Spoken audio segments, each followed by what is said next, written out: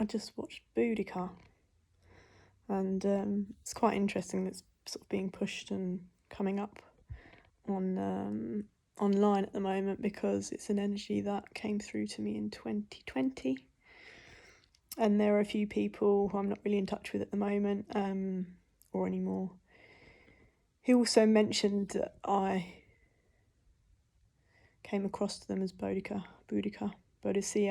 Lots of people refer to her differently, but queen of the ENKI tribe that took on the Romans. And I just think it's lovely to have connected with a warrior spirit. I never really knew what things were, but basically it kept coming up in 2020, and apparently one of my favourite places in London is Hampstead Heath, and apparently her grave is there. So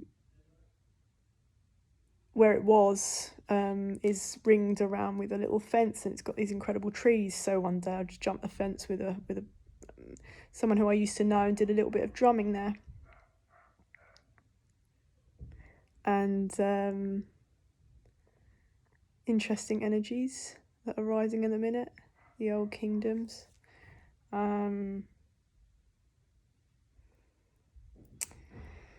ENKI. He wants me to keep saying ENKI. So yeah, Sumeria is coming through, which is a new thing for me. Seems like the Boudica activations in 2020, which, listen, I'm not revealing everything. I've got many, many more things there, but they said it's time that I start talking a little bit more. So in the spirit of Boudica warrior, I washed my hair earlier and watched the film, and I'm in warrior lioness mode. I don't really know what that means, because I have no opponents at the moment. Not in the physical anyway. But the more that I connect with the other side, and the more that the messages are coming through, it feels like a lot of us are on the good foot at the minute, and being able to ride out the storms that are looming, are pending. And there's nothing to be scared about. It is just a time that we really, really need to look after our mental health. We need to look at our spiritual health. We need to eat right as much as possible. Exercise, connect with the elements, the 5 doctors, sunshine, water, exercise, greens. Also sensuality, intimacy, cuddles, kiss, whether our love is near or far, energetically or physically. It's time to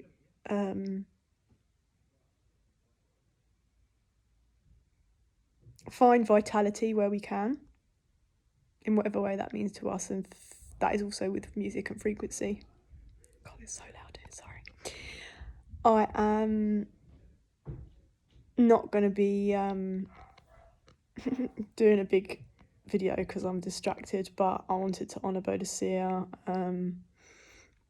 Awful things happened to her, and she turned it around, and it was guided and led by the spirit realm very much so.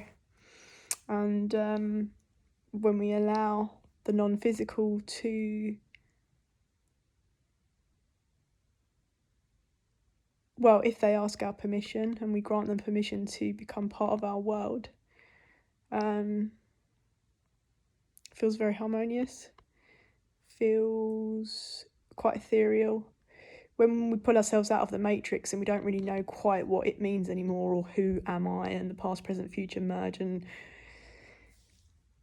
the game of life, what is the point, what is the essence of it all? We'll all have our own interpretation of that. I'm not here to say my version is right or wrong to anybody. I'm just living it. I'm open to chatting to everybody of every different faith, every different culture, every different place in the world. As long as nobody tells me what to do and tells me what I should worship or who I should, that's just, for me, is I'll never be told what to do. And I'm grateful that through 2020 and the external, what seemed like the external limitations and rules that were being imposed on us, although there are no rules in this life. There is no rules. When we connect with energetics and when we connect with the other realms, we see things very, very differently. And I'm not going to say that. It's really important that we hear ourselves, hear our own voice, listen to our own guidance. And when we have our heart chakra activated, that is usually for not our own gain, but for the people. We, the people, have an incredible power, and we've all seemed to have forgotten it, really, because, you know, I'm not a revolutionary. In some eyes I might be, I don't know. But, you know, the people have the power to come together and say, no, I'm not paying this, or no, I'm not doing that. There are no rules. And the more that we start to remember our power over the coming days, weeks, months, whatever activations we're all getting individually, because our own ancestry and our own lineage in the physical and the spirit realm, royalty, deity, warriors, tribalists, whoever we are being encouraged by and pushed by and supported by, it's here. So we can either resist it or think, oh, I'm scared, or I don't want to do that, or what's she talking? She's talking to dead people. My journey is for me alone, and for the people that I choose to allow in, who I think I'm getting it more right these days, who I trust, and who act in love and have a bigger mission to, I'm not here to save the world. Gaia's on her way to resetting in whatever way that is going to manifest. I'm here to just do my bit, however small or insignificant or weird that seems to other people. I am a conscious citizen. You know, I try to do my best with certain things. I'm not plastic free or zero waste, but the intention is to always do better and be better. Where that takes me, I realise, like living in the hills for a couple of months, you know, you don't have access to certain stuff, whereas in cities you have access to certain things. I think it's a good time to start to learn to live without as much as we give ourselves, through greed and through accessibility and conforming. And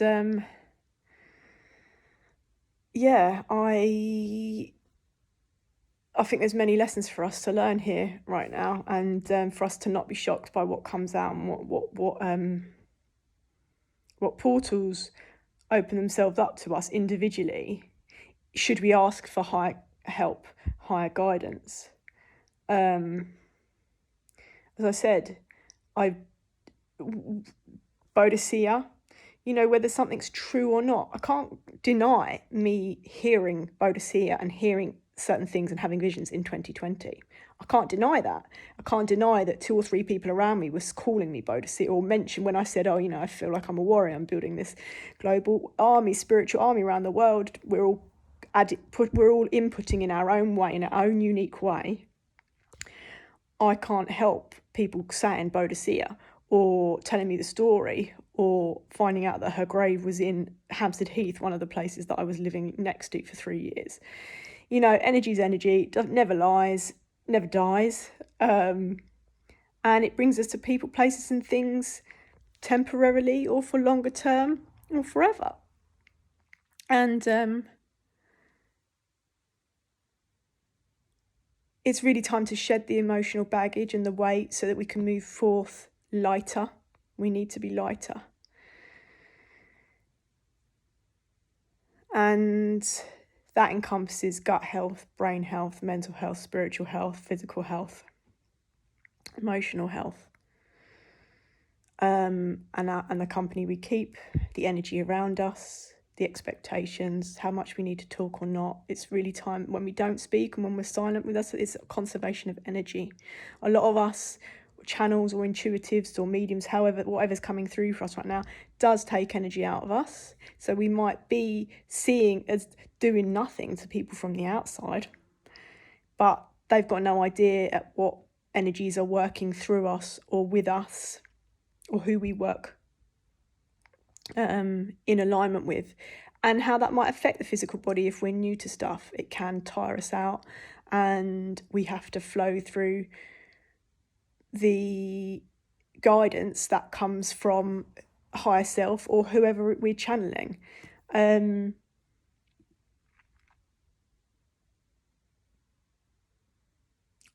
Anyway, a lot of stuff has been activated by me watching Boudica. I honour individual lone wolves and warriors now who are following their calling and their mission, because it will not look normal to anyone from the outside. Mine won't look normal to maybe anybody that I knew in the past. I don't care. We can't care about the external. It's all a game. I'm just talking to myself here, as I said before, talking into a camera that I've somehow got my hands on. I've just got a laptop and I'm watching a film. This is my reality. This will play out however I decide to follow the breadcrumbs. Spirit leads us in multiple directions, and destiny, free will, I don't really know what I think about all of this stuff anymore. Effort, doing. No, we're not actually meant to do anything in life. We're meant to live it. So however that will pan out. Certain big events will happen this year, and that will have a knock-on effect, and it'll trickle down to us on a personal, individual level and within our communities. Let's see what that looks like. It will look very individual for us, but I just trust that we don't see each other as competition. I trust that we, the people, need to be coming together, unified alliances. I know they say, people create problems, but listen, I'm not here to isolate myself for everyone. I respect people, and we are stronger in numbers. I think it also is important that we pull back from that. We have our own time separate.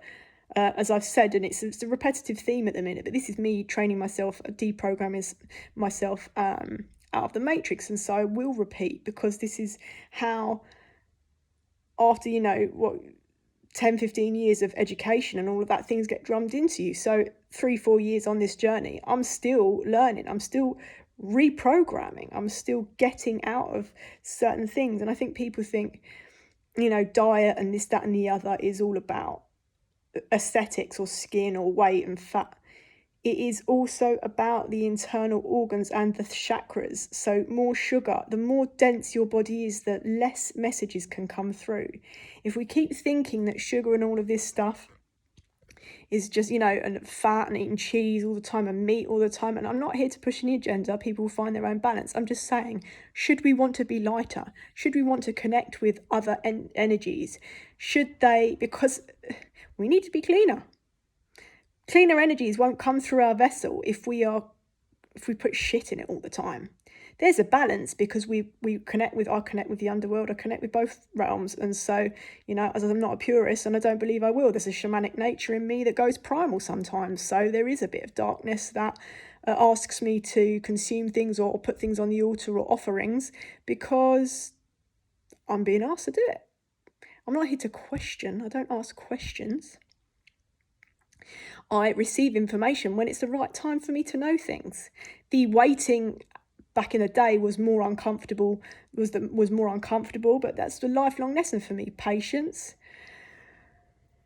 Oh, okay, this is a long one. I didn't realise it. Right, so patience and attachment. Having no expectations of another. Having the strength, the kahunas, there is a Latin energy that is connecting with me and really wants to come through, but Juan or Jose. Anyway, the kahunas to propel ourselves onto this journey where we find our soul family, so that we don't have to be doing it alone all the time. Whether that's in the physical or not, we're all connected. Some of us will have Wi-Fi until it goes out, whether it's long-term or short-term. I don't believe Wi-Fi or anything like that's going to drop forever. But there is a level of preparation, mental preparation, that we do need to be, and I'm not saying panic buy and do any of that shit, because at the end of the day, there's only so much you can cart around on your backpack, and it's good to know what we can fit in one backpack. It's good to know, that's why I love sprouts, things that don't take up room, nourishment, knowing what our body needs when we are in challenging situations. It's been the best learning curve, really, in my life. And knowing that we don't need to do anything in any particular way or according to the Joneses, or because they've got married or they've had a child at that age, so you've got to do time and place. A lot of us are meant to be closing out karmic cycles before we move on to the next part of our path. If we trust in a higher faith, higher power, ourselves as gods, whatever, if we trust, The messages and the answers come to us over the days. That is the biggest test. But people are lazy sometimes, so they don't want to put themselves into a situation where we do trust. It's hard. But the rewards are monumental. To live life, to see life, to live life, for me, more than ever I've experienced. And I've had fantastic experiences in my life. I've worked really hard and I've tried to do many, many things. And I've tried my hardest to put good into the world and to connect with good souls. And you know, if I die tomorrow, I die happy. I know that I'll be on the earth for a while yet, because I've got a few things that I've been told I'm meant to be doing. But gratitude, like there's so many things that people are not tapping into right now, and it's just lowering the vibration, and it's just holding back 1551, holding back the goodness, the good, the energetic support. So anyway, without going too on, Vikings, Warriors, all the time is in my memory. Anyway, that will mean something to whoever it needs to mean to. But anyway, stay strong, stay clear, don't let anything external cause chaos and confusion in your mind and your soul, because that's what they want. It's a game. We do not listen. We do not need to listen to anybody but ourselves and higher guidance. If we're living in love and we're doing what we want, keeping ourselves ourselves, staying in our lane, minding our business, working on our projects, goals, visions. Much, much, much more powerful, especially with what's coming through now. We are much more powerful than they allow us to realise. It's the programming. So if we don't start it now, if we do not start the deprogram and continue, we can't get out of that matrix mentality, which we all deserve. Anyway, laters.